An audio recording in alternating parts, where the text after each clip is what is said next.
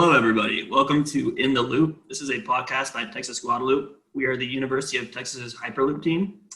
I am your co-host, Gavin Nader. I am the head of business, and I'm a senior studying economics here at UT. I'm your other co-host, David Spittler. I'm the head of engineering for Texas Guadaloop, and I'm currently pursuing my master's degree in mechanical engineering at UT. So today, our first guest is Javier Bonilla. He was the team's head of business from 2018 to 2020. He had a strong vision for the team and really helped it to get to where it is today. And he now works as a fraud analyst at Glovo in Barcelona. How's it going, Javier? Hey, David, Gavin. It's going great. Thanks for having me. Really excited, sure. honestly, for the podcast. This is a Absolutely. What time is it over in Spain great right idea now? from the team. Right now it's 7 p.m. So a little bit later in the afternoon than you. So you'll be eating dinner in like 2 hours? Basically, well, if I was to stick to the Spanish dinner time, but honestly, something that I still have from Texas and from my time at UT is definitely the eating times. So I still eat lunch between 12 and 1, and then I have dinner usually at 7. Okay. So you guys are actually pushing my dinner further into Spanish time. And what are the normal times in like Spanish culture again? So Spanish culture, you usually eat significantly later than noon or 1 p.m. You eat at like around 4 p.m. And then you have dinner late between 8 and 9 p.m., something like that. That's interesting. That's so different than how we do it. Fairly different, yeah. And it actually happens here sometimes. If you go to a restaurant, for example, at American time in Spain, you can find it fairly empty. And so it's really a very ingrained cultural behavior that they have here. It's pretty interesting. But I enjoy personally the Texas time for lunch and dinner. So going for that. Yeah.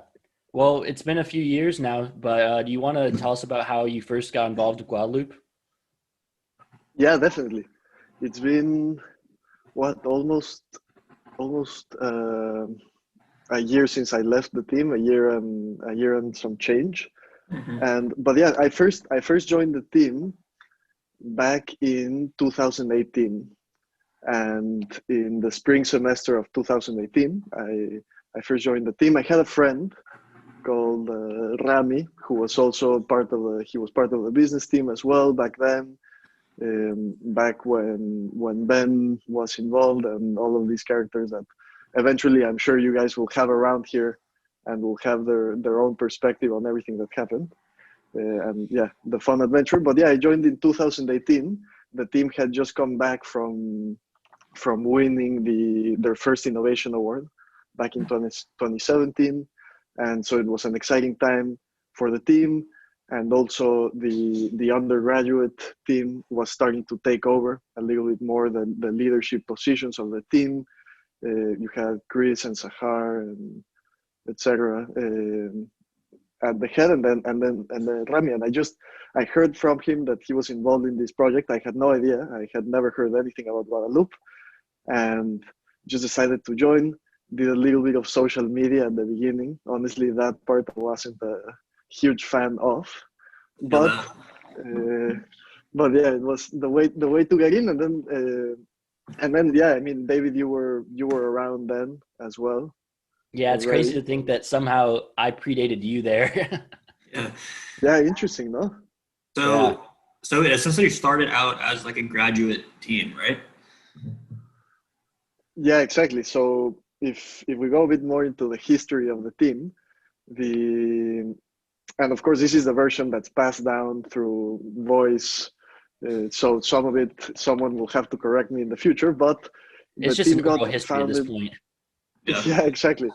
The team got founded at some point in 2016, I think, when the first design competition by SpaceX was starting to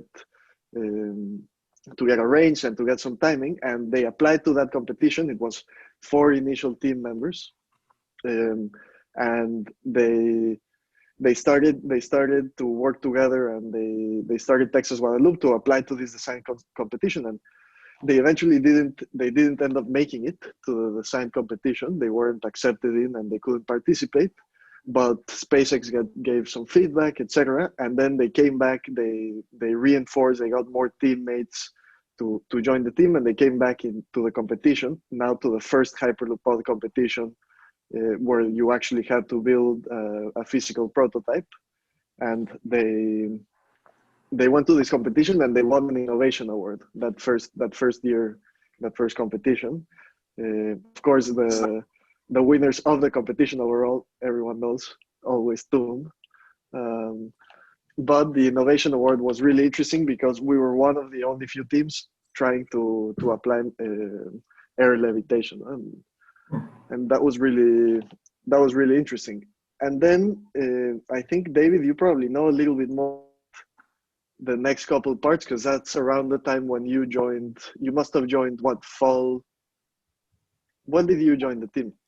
I guess that would have been fall 2017. I think that was my first semester as a freshman. And I believe that was the point we were still up. I think they had just combined the graduate and undergraduate teams. It wasn't even Chris when I joined. I think it was Ethan. He had been one of the undergraduate team leads at the time. And he was kind of taking lead at first, and then Chris kind of took over from him.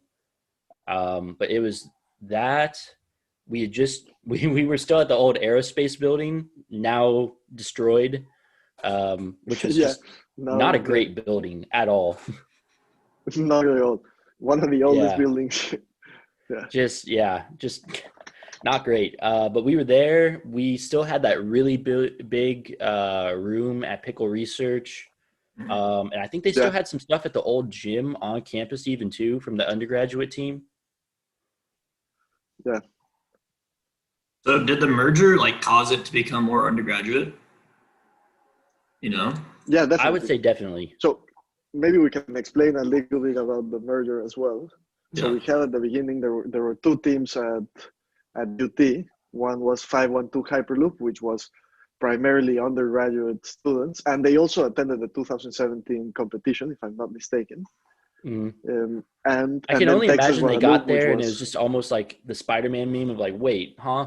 It's like two UT teams. But we should actually make the meme with the logos at some point. But that's how it went, and then Guadalupe was a more graduate team. And after the competition in 2017, they decided to join forces. We're all from the same university, etc. Might as well work together. And so they decided to merge the team. And in that I think merge, that was actually somewhat facilitated by Bob Metcalf as well. Oh, really?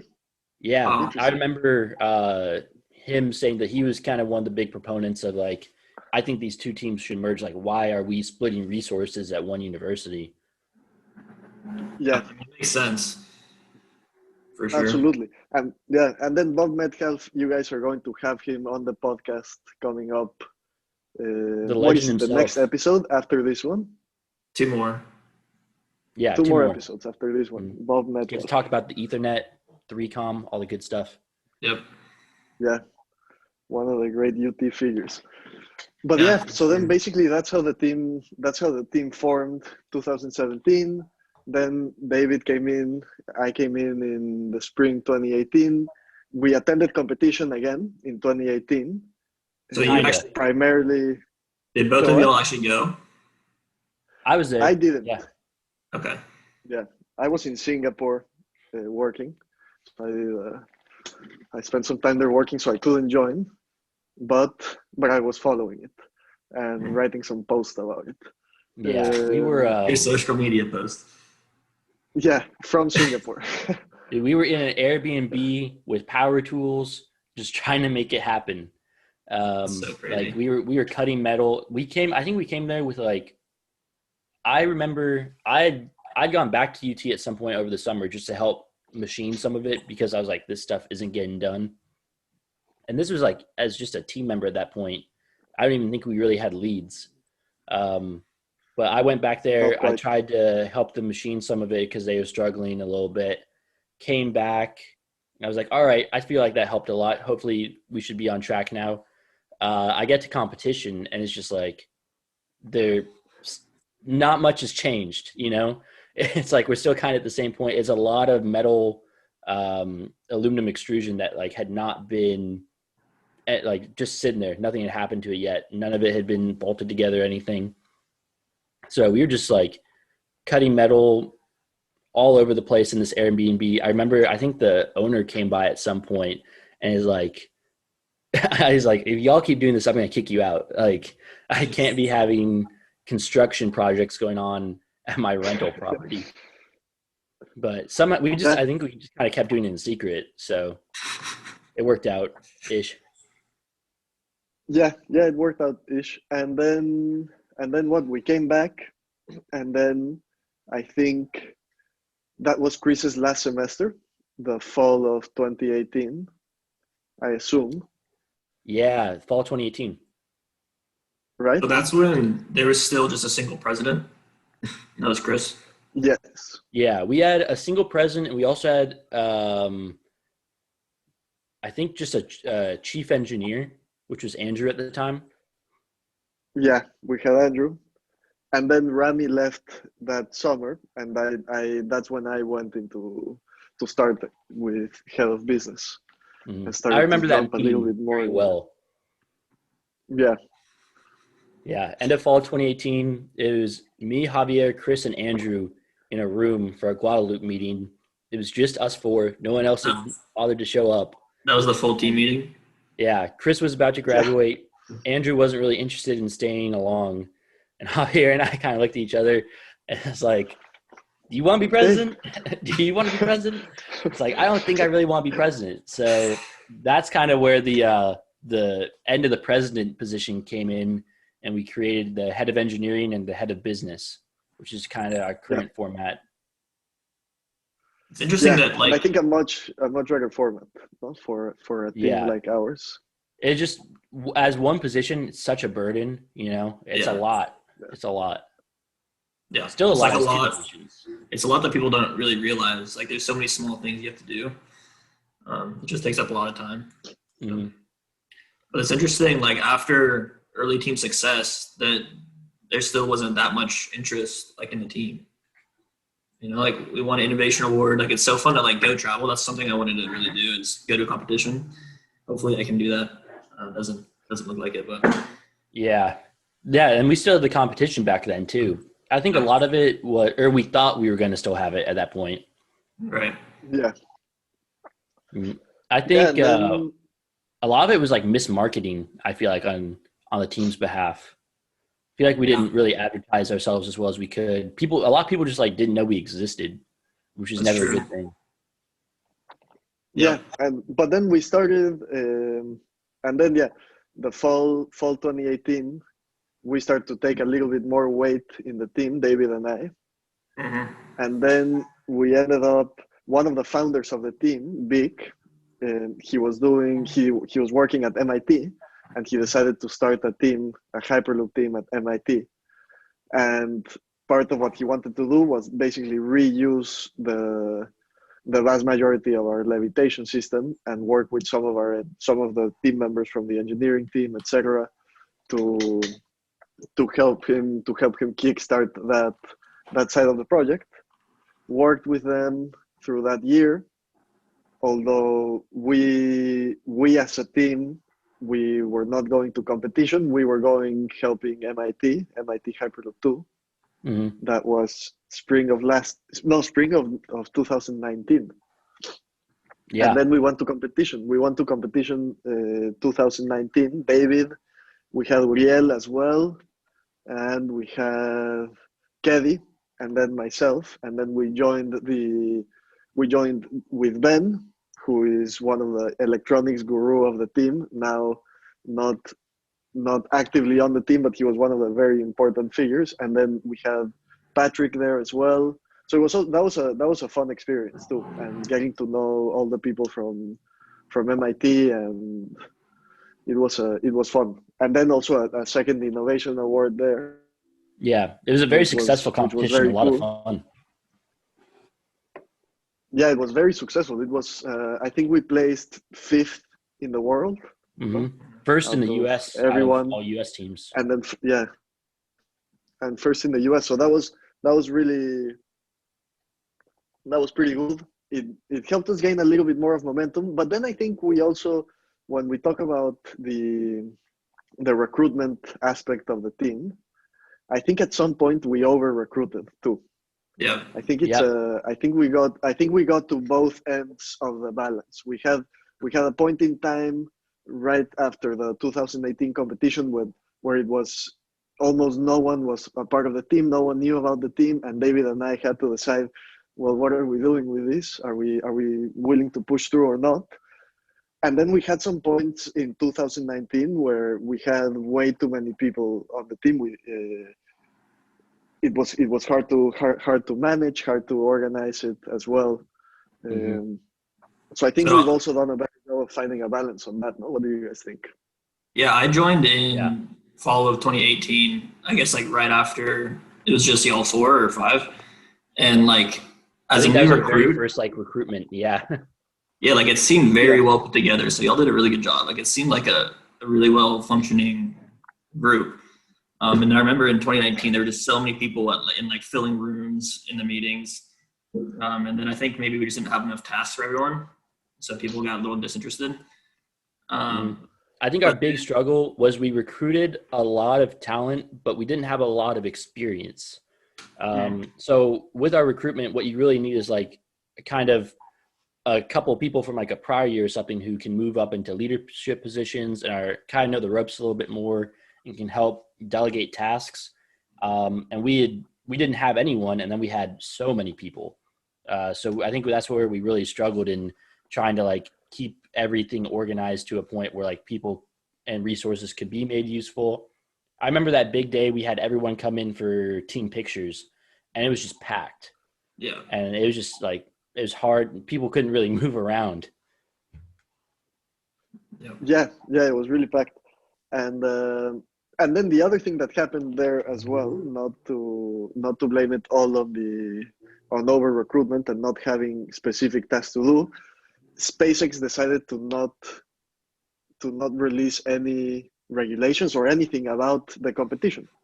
They Mhm. just they just didn't send any communication.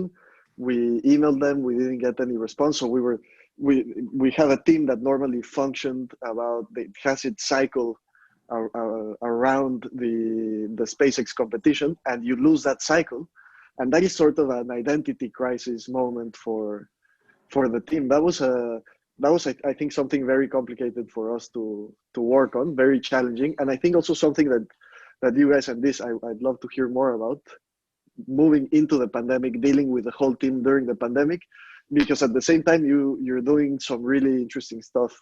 We had some interesting conversations with Kota. Uh, the podcast is going really well. We have a couple of really cool guests that are going to be coming. That's going to be really cool. I think it'll be fun to listen to that side of the story as well. What's happened since I left? yeah. Wait, Javier, do you remember our meeting in the union, like during that time when SpaceX hadn't released any rules? And I remember sitting down with you, and we're like, yeah, we we got to figure out what to do. And that's similar to what we experienced with this pandemic. We're like, we don't really know what to do anymore. Um, Yeah, Yeah, throws a lot of structure out the window. yeah, and also to add that I think managing students is like probably one of the hardest groups of people to manage, just because they have so much stuff going on, and like obviously they're not getting paid. So it's super and easy for them everything. just Yeah, to, everyone wants their attention. yeah, Yeah, and you're exactly. one of 5 groups they're in, Yeah, Yeah, and that's coming from a exactly. guy who's in about 5 groups. So Yeah. yeah, exactly. Um, but yeah, so the pandemic was definitely tough. We still haven't really heard from SpaceX about future competitions, and I remember everything was just so like leading up to the pandemic, we were in a really good position. We had a lot of funds. We had a lot of motivation. We were about to go to South by Southwest, which was going to be really good for like exposure. mm, And then like I think it was like a week before South by, everything shut down. And then that whole summer we were just kind of in limbo, and we had so many meetings. I remember just trying to figure out what to do. And then yeah, I mean, we decided that we should just stick with our identity and keep going forward, and then we would just find different projects. That's kind of what we've been doing. Very cool. Yeah, no, Yep. it's been really, really cool also listening to what you guys have been able to accomplish. I think yeah, there's a lot to come to. Really cool. Yeah, so actually what was really helpful was Michael McDaniel, our next guest. We got him a Okay. team advisor, like, I think the semester before the pandemic. And Yeah, he's like been right really before. helpful. He's been really helpful, and he set up like a full design review with us. Essentially what we would do, what we would send to SpaceX. We got to, where he works, Icon. They work on like 3D printing moon bases, essentially. He got like a full team of his engineers to essentially challenge our design and discuss it with our engineers. So that was like the really good, like big project for us. And that like really helped us give us direction. Yeah. Mhm. Yeah, that was a great project, and I'm sure I haven't heard too much about it, but I'm sure we got some powerful insights as well on the engineering side and also on the business side. Probably a good learning experience for the team, and that's what we want to provide, right? At the end Right. of the day, that's the main intention of what we want for Guadaloop overall. Provide a good experience, a good educational experience for all the team members. Yeah. Yep. For sure. Yeah, and then tell me a little bit more. Tell me about the idea about the podcast. How did it come about? Because I remember at my time we had never discussed anything like this, like starting a podcast. So when No. you mentioned it, it was pretty interesting. And so, what's the process been like? Have you recorded a couple interviews? What interviews will you have later coming on that we should be ready for?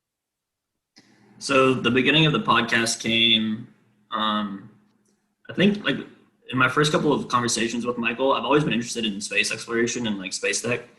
And when I heard what Michael was doing, I was pretty interested in it. And so I kind of was thinking to myself, like, I just want to talk to this guy more and sort of interview him, ask questions. But that really wasn't a podcast idea. That came during the pandemic when we were trying to figure out more projects. And I was like, well, I already want to interview Michael, so let's just like put this in podcast form for the team. And then I just kind of kept snowballing. And then I just pitched it, I think, to David and to Dre. They're like, yeah, sounds good. And it was like pretty intimidating at first. I was like, I've never done anything like this. I don't really like talking to strangers, but it's like, it's just a really good format to be able to talk to interesting people and get our brand out there. Yeah, it really gives Yeah, a platform absolutely. of like, how else are you gonna pitch like, hey, random person I've never met and never talked to before, would you like to Yeah. talk to me for an hour? You know, it's like, how Yeah. else can you pitch that and not make it sound crazy? Yeah. And Yeah. everybody's doing a podcast, so we're kind of just jumping on the train, you know? Yeah, and especially in a Yeah. pandemic where it's like, all right, we can't have team meetings in person. Everything's already online. Like in terms of just ease and everyone having Zoom and whatnot that you can like do the interviews on. You know, I can't imagine a better time to kind of facilitate this. As weird as it Right. sounds, as many downsides as there are to everything else going on. Yep. And like all of our potential guests are essentially working from home. So they have more free time than ever, and they're already sitting in front of their computer, so they might as well talk to us. Yeah. Yeah, I Might remember as when well. you first pitched it to me, Gavin, I was like, wait, that's a great idea. Like, that's a great idea. How come no one else has thought of this? Yeah. Yeah. It's just, Yeah. it's Really, also just really. fun, like doing the research about people and learning about what they do. That's also just like a pretty fun part of it. And then, yeah, so I decided that Michael could be our first guest, and then like maybe he could help us find more. And then we just kept compiling a list. And then I remember I was pretty worried because like back in our days on the business team, when we would like cold email, like We that would had never very go, little success. Yeah, we it would had never go very too well. limited success. So I was like, okay, how are we going to get these guests? And then I just kept brute force cold emailing and kind of explaining the idea, and people were very receptive. So it's been pretty easy, honestly. It's a great approach. It's a great approach. I think. Just hey, let's have a conversation. Let's hear about the Yeah, cool stuff you've done, and we'll tell you what we're doing. And yeah, and it's a fun format. I think it's growing a lot in popularity. Yeah, it'll be really fun for you both of you. You'll enjoy it. Hmm. Speaking of just talking about what's going on, Javier, obviously you are in Spain right now. Do you want to explain just like Yeah, how and why you're in Spain? You know, like what's going on in your life? yeah, absolutely. So I graduated from UT back in 2019, December 2019, and then I was in the classic moment of every student who's about to graduate, just trying to find a job, applying all over the place, and then I got an offer here in Barcelona with a company called Glovo, and basically it's a very European, Eastern Europe and North Africa company, so not very famous we don't operate in the US, for example, nor in Mexico, and we're moving out of Latam. But basically, what the company does is something very similar to what DoorDash does or Postmates, where it's all geared around bringing pretty much anything that fits inside our backpack to you in less than an hour. No, and the main difference between what we do and what companies more like DoorDash, etc., do is they focus more on food, which is where the majority of the market is. But we have a slightly bigger focus on just if it fits in the bag, we'll try to bring it to you. And so far it's been fairly successful for the company. But yeah, so I ended up getting a job here in the fraud team to do data analysis for the fraud team. And yeah, I had a great time in the US. I enjoyed my time in Austin. I spent 4 years there. It was really, really fun. But I'm not from the US, so I'm from Mexico, and my mom's side of my family is from Spain. And so for visa requirements, obviously it was much simpler for me to apply to jobs in Europe than to apply for jobs in the US. And I could work at fairly similar companies in the two and have and I wanted to experience living in Europe, etc. So I took the job here in Barcelona, and I moved here in early February 2020. So right before everything started, I just moved here. Had a couple complicated weeks trying to do all the paperwork. Spain is a very bureaucratic country, but I ended up managing to do it. And I actually, David, you came around that time when I think it was you were here my last week of going to the office, if I remember correctly, sometime mid-March, right? Around the Yeah, I 10th think of I timed March. that up about perfectly because I was studying abroad in Dublin, Ireland at the time, unbeknownst to me, about to be in the middle of a pandemic, and you know, just enjoying my time Yeah, as a study abroad student. I was like, oh, Javier's in Barcelona right now. That's so close to Dublin. I should just hop on over. Luckily, that was able to happen. It was super fun, but yeah, I remember I'd even visited. I think maybe like a month before you, I'd been in Milan, um, yeah, which yeah. obviously Also a soon to be the hotspot. hot spot. So I feel like I was just hopping around everywhere, and then like a week later, it's like this place is completely shut down. No more tourism or anything here for like, well, up till now so far. So Yeah, no, absolutely.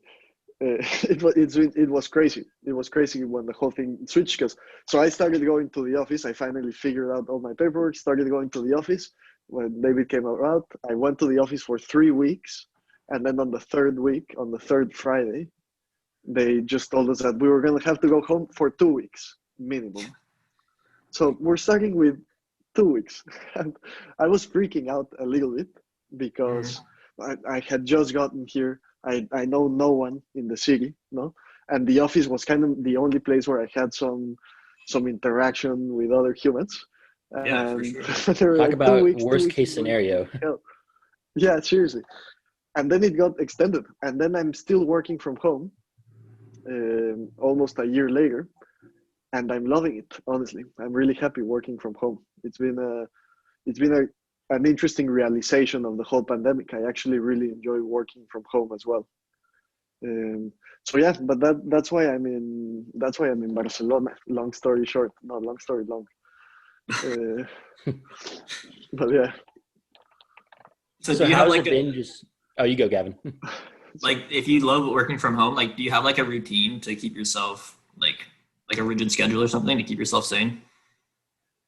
Yeah, absolutely. So I yeah, I had to go crazy on the routine, or else it was at the beginning it was complicated, right? Because Yeah. at the beginning I had no routine because I thought it was going to be 2 weeks, Hmm. or I was hopeful it was going to be 3 weeks. No, at most you don't expect such a long run of being at home and then being confined 100%.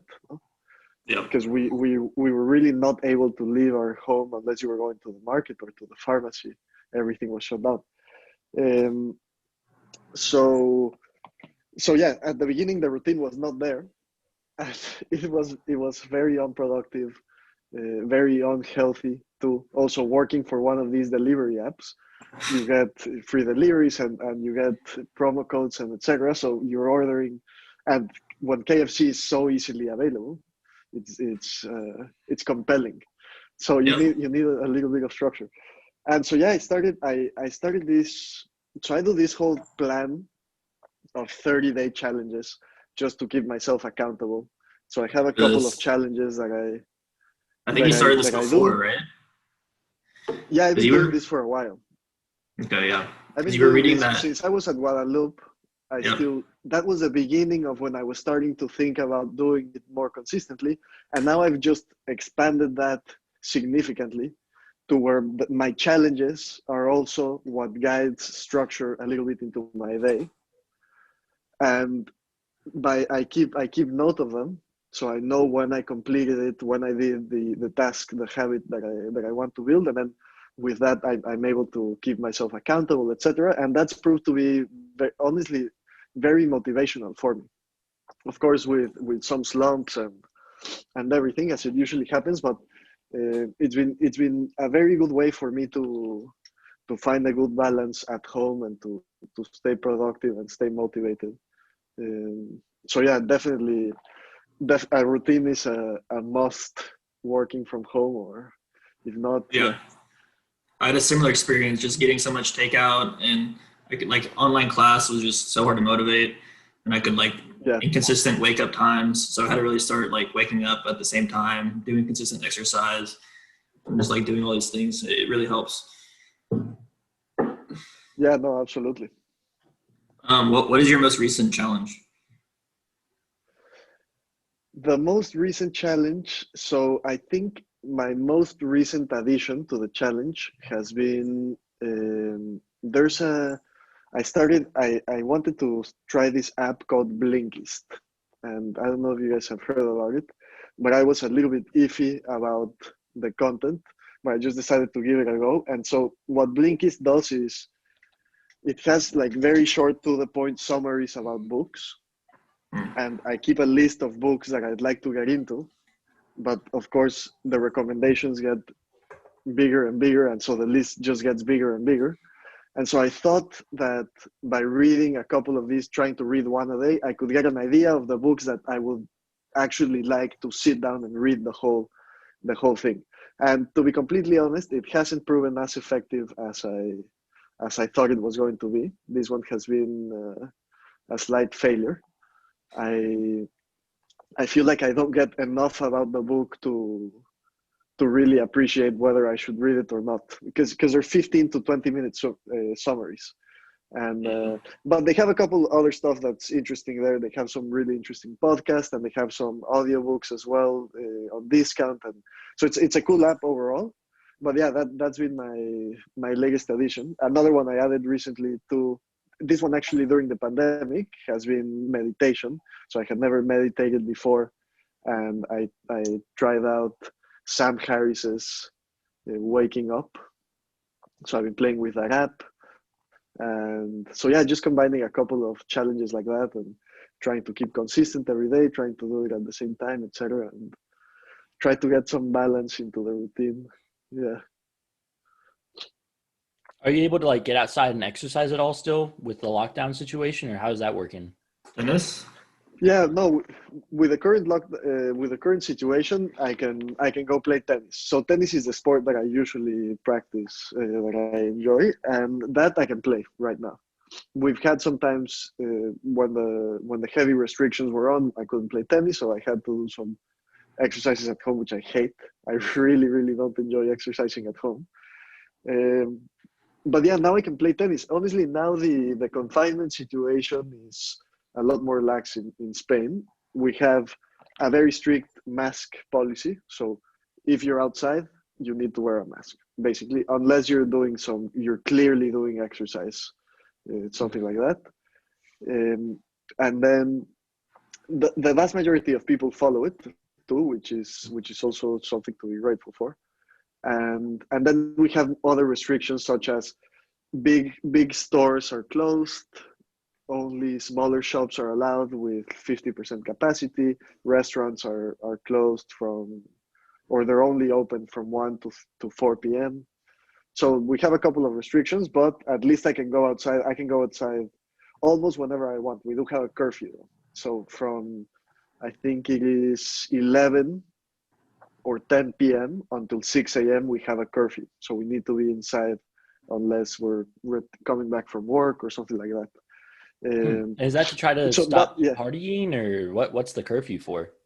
yeah, it tries to primarily address partying and drinking and staying out late in general, or the idea that the government parts from to make the decision is that people in Spain love to drink, like in most places, but here a lot, and they like to get together, and it's a very, very social, warm culture, very, very close, very intimate.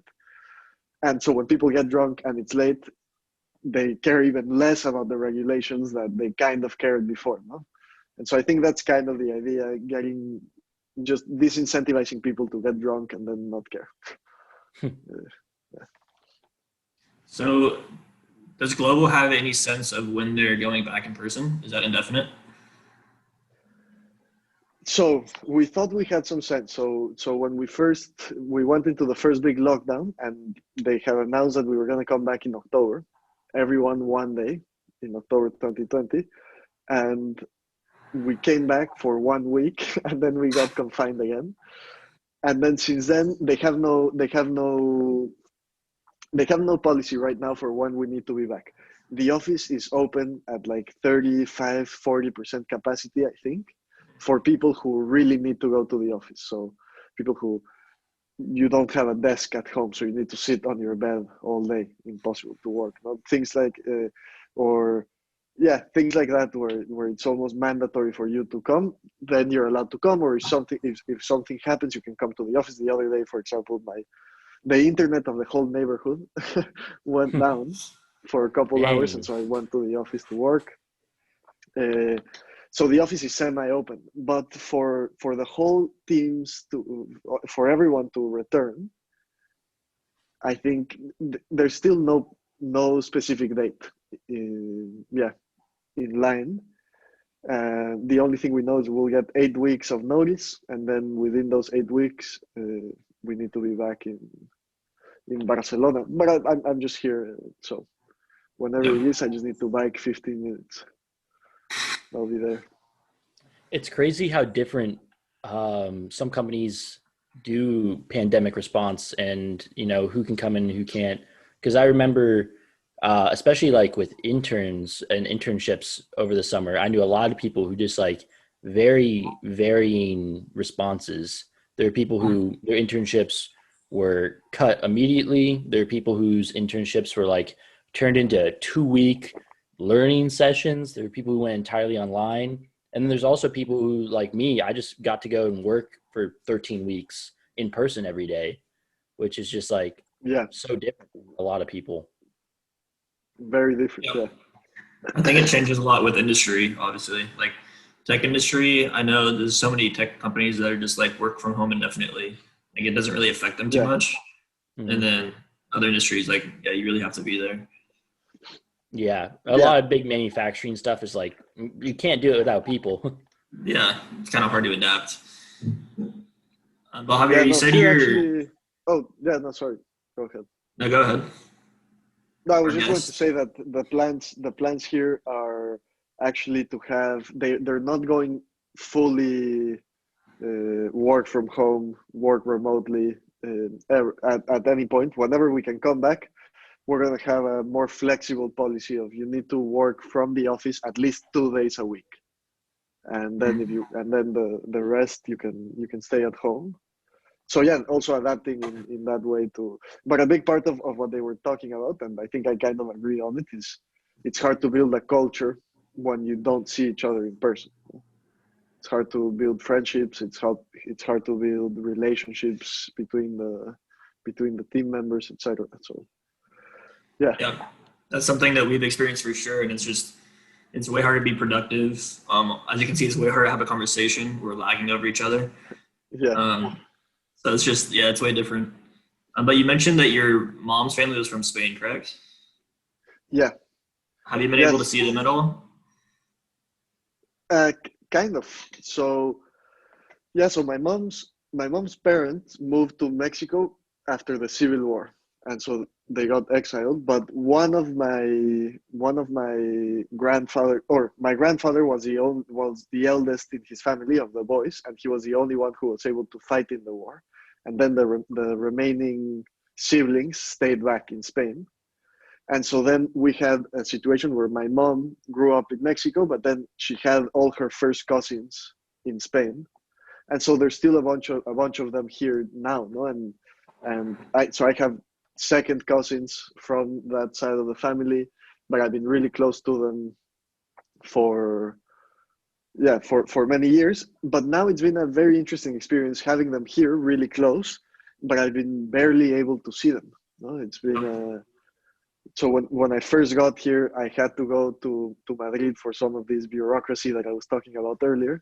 I got to see a couple of them there, and then other than that, I didn't get to see anyone until now during Christmas break, where we got together all in the house, and it's very spread apart, everyone with a mask, Yeah. uh, and so that's been a very interesting experience, honestly, because to me Spain, they're a part of my experience traveling in Spain, and now not having that side of the experience has been pretty crazy. Just being like, I've lived in Spain almost for a year, and I've seen my family a couple times. I can count them with one hand, no?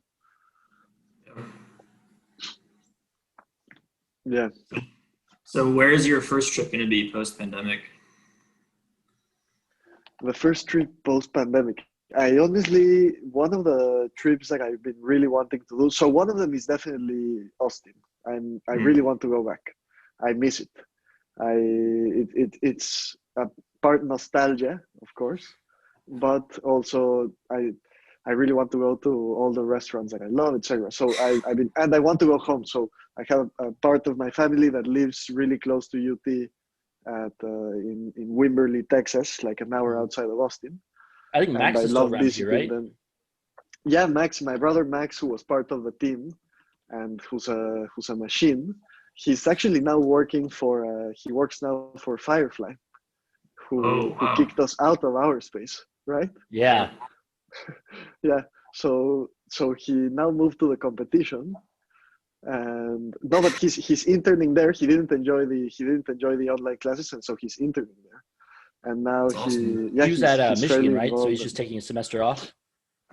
Yeah, I think he's taking 2 semesters off, and then he needs to figure out what he needs to do to re-enroll. He might have to take some summer classes. Mm. Um, but yeah, he took the fall of last year and then the spring of this year, and so he's staying at Firefly there in, I think it's Cedar Park, if I Mhm. Yeah. remember I think that's their properly. design offices, right? Yep. I think that's like their headquarters, their executive offices as well. Yeah. Um, but yeah, so I really want to go to Texas. I miss Texas. I want to feel the heat again, and I want to see UT. I want to walk around Austin, go to the river. See us. I want to see all of you guys. Yeah, see the team, see Yeah. JJ Pickle. Where do we fall in the list? No, We were below sure. Yeah. food. We were below food. Exactly. No, I but want to yeah, go just back to see Barcelona. Maybe we can come back trade. to Austin. Yeah, we could too. We trade apartments. And but then another place I really want to visit is Lebanon. So I have Mm. one of my good friends, my friend Rami, who's how I got into the team. Who he wants me to plug him for the podcast. So if you guys are interested in Hey, interviewing him later for on, sure. send him an email. Uh, but yeah, he's from Lebanon. He lives in Brooklyn. He works for Amazon now, but he was a part of the team. He was one of my great friends from university, and he's from Lebanon. So I'd love to go visit. We tried last year. We were supposed to go in April together, and obviously it didn't happen. Yeah. And so I've been I think trying you were since then. telling So me I think about that that'll be trip one while of I my was first there, ones. which is crazy. Yeah, I was telling you how I was starting to, because it was like a month away. Yeah. Yeah. And then but yeah, so probably Lebanon and Texas would be my two top. That's interesting because my family's been trying to go to Lebanon for so long. My dad was actually born in Beirut. So Oh, we've really? always wanted to go. Yeah, we've always wanted to go back and like see it. Everyone who's been there says it's so beautiful and there's like so much history. So that's like on the top of my list as well. Yeah, It's really yeah. The exciting. food is amazing. Oof, Yeah. amazing. Yeah. But yeah, so let's see when everything reopens back. Yep. One of these days. What about you, David? Where are One you of trying to these go? days. That's a good question. Um, I don't know when I'll have a chance to travel again soon, because I'll be working again over the summer, and then I guess maybe there's like a week or so there. Honestly, I just want to go back to Europe. I feel like my time Yeah, there got cut a little short. I had a couple trips that I had already like booked everything and just couldn't get to go because everything went to absolute crap. Amsterdam, that was my next trip I was about to take. Um, I'd love to go great to city. Amsterdam. I've heard it's just incredible there. London, I didn't get to see London or Paris yet, so those are definitely up there as well. And then just go back to Barcelona at some point because that was absolutely Yeah, beautiful city. yeah, it's a great place. And all those cities are amazing. You're gonna have a great time. The Netherlands is amazing. You can go by Delft and say hi to the team there. Yeah, yeah. Another I was in Hyperloop Rocks Edinburgh team. for a weekend, and I was like, man, I wonder Oh where the yeah, team is. You know, stop by, say hi, say what's up. yeah. So you'd probably been to Barcelona before you moved there, right? Yeah, I have been here a couple times because so none of my family is from Barcelona. So everyone is from my grandfather's family is from a town called Toledo, which is south of Madrid, and then all my family lives in Madrid now. But I had come to Barcelona just because it's one of the famous cities. I think the first time I was here, no, it was probably with my mom when I was young, and then so I had been here a couple times, maybe 4 or 5 times before, but it's been a very different experience. Also because it's so empty. Yeah. It's so empty. There's not as many tourists as there normally is, and it's so nice to get such an empty Barcelona, which is Yeah. it's going to get intense once we reopen because this is one of those cities where you have over tourism. There's just too many to the center of town. It's too chaotic to have regular life. Yeah. Hmm. So, but yeah, so I had been here before, but I love it. I love Barcelona. I think it's a great place to be. It's a great place to live. They're very nice people in general, although they have some bad fame in Spain for being a bit aggressive and condescending. They're really, really nice. And yeah, David, the city is just amazing. It's the perfect size. You can go by metro from north to south in 40 minutes. You can bike most places within 20-25, and you have the beach on one side. On the other side, you start to get the mountains. A bit north, you have the Pyrenees, so you can ski. It's a great little corner of the world, the Mediterranean. You have Mallorca, Ibiza, everything close by. So I'm a big fan of Barcelona, big fan of Catalonia, Spain. Mm-hmm. I think it's kind of funny that you ended up moving to Barcelona, taking that it's right by Valencia, where I believe they're planning on holding the European Hyperloop Week competition. So it's kind of funny. Yeah. You leave Hyperloop and you just go right next to another Hyperloop hub. Get closer to it. Yeah, no, Valencia is like 3 hours away or something. A little bit less actually. South of Barcelona. And yeah, let's see. Do you guys know a bit more about that competition? What's the stage, etc.? So yeah, it's interesting. Yeah. They're also a little slow on releasing information, but I think they are inviting teams to travel there physically. But it's going to be a lot of online. It's just sort of like a technical showcase for everyone's designs. Yeah. And yeah, it's this summer, so it's good for them because like they're creating another event for all the teams to shoot towards, which is like really what we need. Yeah. I think it's currently the only event, to my knowledge. Yeah, I think you're right. Arizona was going to have a competition. I think that got postponed. So yeah. Yeah. So what are the upcoming plans for the team? In a high level, we're going to South by Southwest, I heard. Yep, we'll be at South by Southwest. We'll have we got a lot planned. A virtual booth there. We're going to try to get back on our workspace so we can do some manufacturing. We might start a little side project, which is like a hybrid rocket motor. Okay. And just keep rolling with the podcast, basically. Fun. Yeah. The main goal for this semester from an engineering standpoint is we finished our big design review with Icon last semester. Essentially have a pod designed of what we would ideally bring to, like, if SpaceX gives us word tomorrow that there's a competition, that's what we're going to go build. And that's our deliverable for the competition. But obviously, since that's not the case, and since we don't have massive funds to just build our own track, we have the test track, which is our open air, I believe, like 100 foot track. 150, 120, something like 150, that. I think.